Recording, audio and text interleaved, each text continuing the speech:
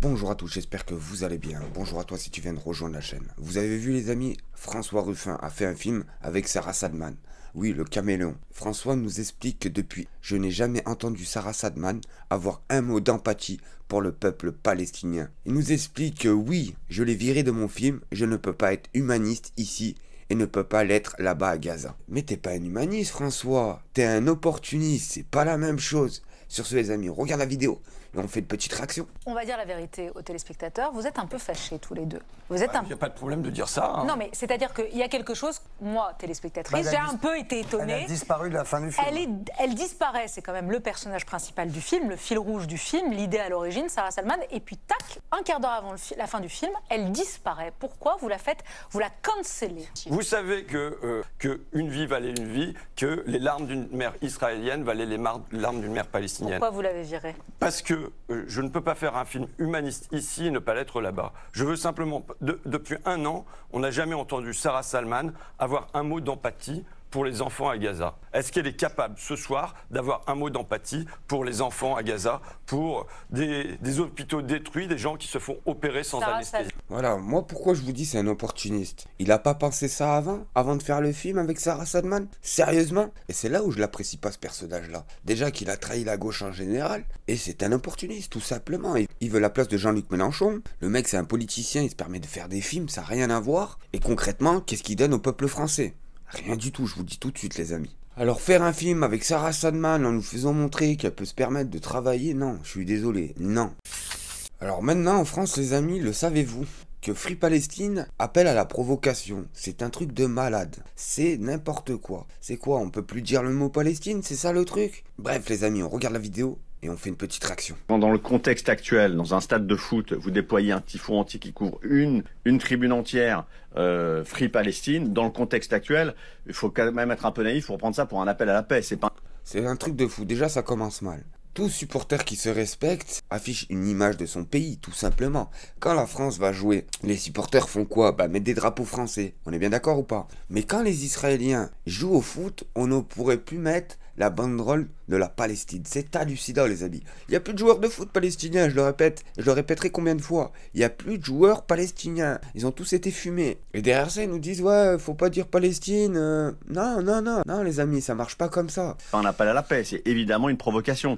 Donc ne soyons pas naïfs. Florian Gazan. Il y avait sous ce Free Palestine une autre banderole qui appelait clairement à la paix. Et le CUP, qui est les ultras parisiens, ont fait un communiqué hier pour dire que c'était un tifo de paix. Donc ils ont il y avait aussi quand même tout le territoire qui était recouvert du drapeau du kéfier palestinien en l'occurrence. Bah heureusement, attends quand même les amis, il reste plus rien de la Palestine. Plus rien du tout. Toute infrastructure a été détruite. Et vous voyez bien quand même, à chaque fois que je fais des vidéos, YouTube me bride ma vidéo. À chaque fois que je pars ce sujet-là, YouTube me bride la vidéo. Et le PSG est convoqué. Mais il n'y aura pas de. Il y aura pas de sanction à l'UEFA. C'est pas le lieu, mais de façon générale, les prises de position politiques des COP du PSG, si vous voulez, c'est pas exactement sur ces sujets-là que je les attends. Donc moi j'aime autant qu'ils supportent leur équipe et puis qu'ils participent à la fête du football. Pour le reste, on n'est pas dans un meeting politique, on n'est pas dans une tribune politique, on n'est pas dans une enceinte qui doit faire de... c'est pas de la politique mais on est humain tout simplement. Et l'humain reste humble. Et ne peut pas rester passive quand il y a une boucherie qui se passe ainsi, tout simplement. Et là les amis, on a Cyril Hanouna qui s'attaque à qui? À Thomas Guénolé, l'un des nouveaux chroniqueurs de TPMP. Faut savoir que Thomas ne s'est pas laissé faire cette fois-ci. Les amis, on regarde la vidéo et on rigole tous ensemble. On ne fait pas l'amalgame avec l'ensemble des pro-palestiniens. On est clair là-dessus. Oui, mais écoutez, c'est toi qui en parle. Bien sûr qu'on est doit clair. juste être sûr de ça, c'est tout. C'est quoi là? Vous expliquez la vie, parce que apparemment, je sais pas d'où vous venez. J'ai pas entendu, il a dit D'accord quoi? qu'on ne fait pas l'amalgame avec l'ensemble des pro-palestiniens. Voilà. On est clair là-dessus. Voilà ce qu'il a dit. Il a dit on fait pas d'amalgame avec l'ensemble des Palestiniens. Et voici la réponse de TPMP et de ses chroniqueurs corrompus jusqu'au dos. Oui, mais écoutez, c'est toi qui en parle. bien sûr qu'on On est doit clair. juste être sûr de ça. C'est quoi là?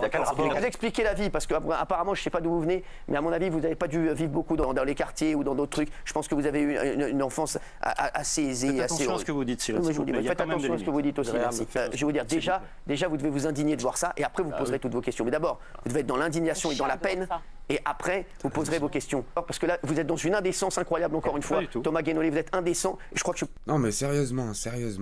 C'est quoi, on doit pleurer, se mettre en boule et pleurer? C'est ça en fait? Moi je vous le dis personnellement, je m'emballe la cacahuète. Je m'emballe la cacahuète. Ils ont cherché, ils ont reçu le coup de tonnerre, tout simplement. C'est comme ça que la vie, elle marche. Vous savez, je vais vous mettre une comparaison.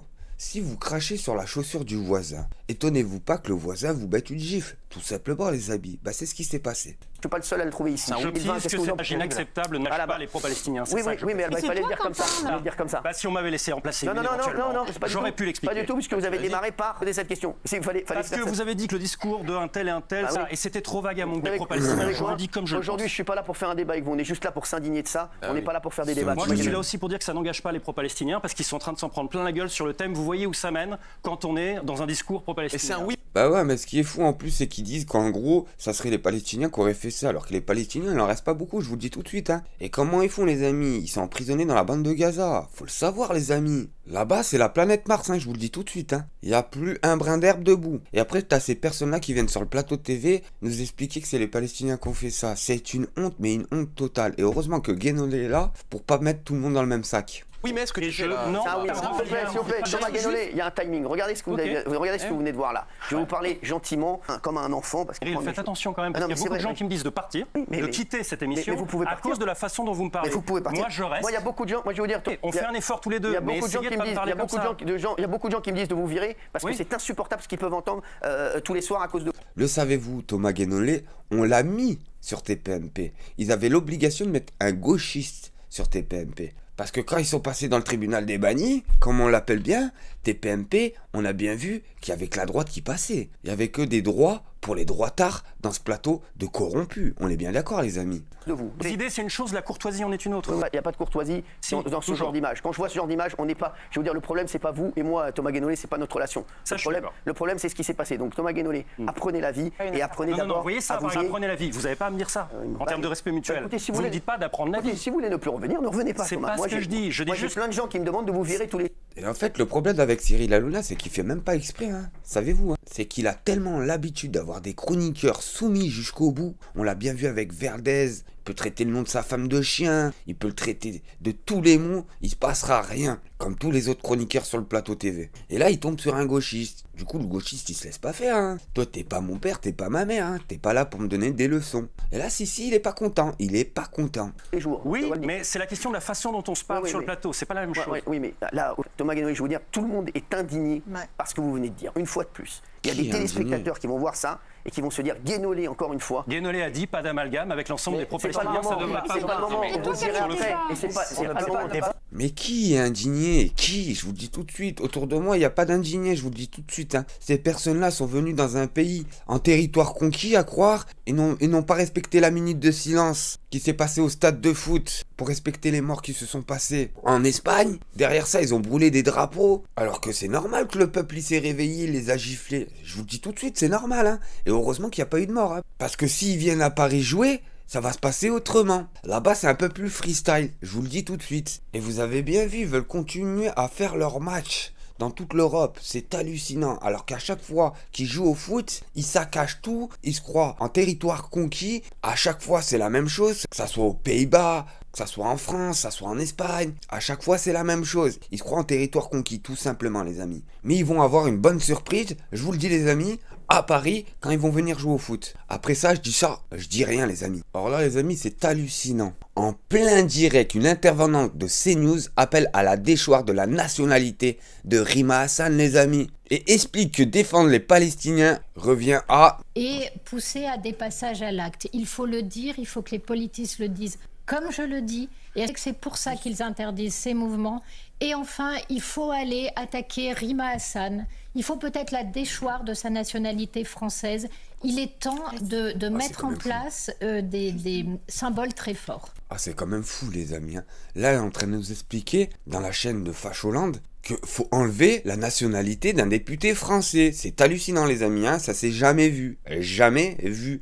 Pour les pires de ce pays-là, et quand je dis les pires, c'est les pires du pire, ça s'est jamais vu. Et si vous le faites, attendez-vous à la catastrophe en France, hein, je vous le dis tout de suite, hein. Et c'est pas fini, les amis, hein. Caroline Yadan, ouais, celle-là qui a remplacé le facochère Alors Caroline Yadan, députée macroniste, et je mets des guillemets, le pire est à nos portes. Il faudrait faire un cordon sanitaire autour de la LFI. Le plateau, il ne fallait pas faire le front républicain avec eux. Quand je vous dis que les députés de la France Insoumise se dérangeaient, c'était pas pour rien les amis. On regarde la vidéo et on fait une petite réaction. Et on s'habitue. Et le danger pour nos démocraties, c'est qu'on ne doit pas s'habituer au pire. Le pire est à nos portes. Le pire est porté par un parti politique aujourd'hui en France qui est LFI et on devrait voir un cordon sanitaire autour de LFI. Je dis aujourd'hui, et je l'ai affirmé, qu'il y a un grand danger.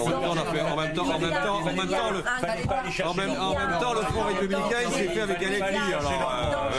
Non mais c'est sérieux, faut être sérieux 2 minutes les amis. Parce que ce qui s'est passé les jours là qu'on suivit, on n'avait jamais vu ça en France. Hein. Déjà, ça a commencé, on a des casques bleus qui se sont fait tirer dessus par l'armée du mal. D'un coup, on a vu tous les sociaux apparaître sur les plateaux TV en défendant et en justifiant ça. Derrière ça, on a eu 2 militaires français qui se sont fait arrêter. La honte, mais la honte. En plein direct, balayette, manchette. Derrière ça, rebolote les amis. On a vu les mêmes sociaux venir et se pavaner sur les plateaux TV en défendant et en justifiant ça et en crachant sur les militaires français. Entre ça, on a eu Emmanuel Macron qui a juste dit « Bon, c'est des barbares, faut arrêter de faire de la barbarie. Bon, je pense qu'on va arrêter de leur donner 2-3 équipements d'armes. » Parce qu'il s'est passé, les mêmes sociaux rebolotent, ils viennent se pavaner en crachant sur qui? Sur le président de la République et en justifiant ce qui est injustifiable, tout simplement les amis. Il y a le nombre de députés. Merci beaucoup. C'est simplement que la France soit consciente de ce danger. On est obligé malheureusement de mettre entièrement d'accord. Mais je vous le dis les amis, il faut arrêter de faire des accords avec cet état voyou, tout simplement. Parce qu'à la fin, c'est nous qui allons perdre des plumes.